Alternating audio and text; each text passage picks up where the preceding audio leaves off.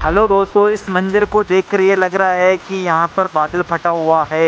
ये नज़ारा है बिजूला के पास बड़क महादेव।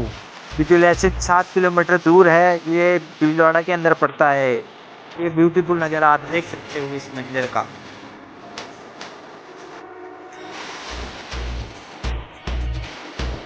मैं यहाँ आए तो आप सावधानी बरकरार रखें। धन्यवाद।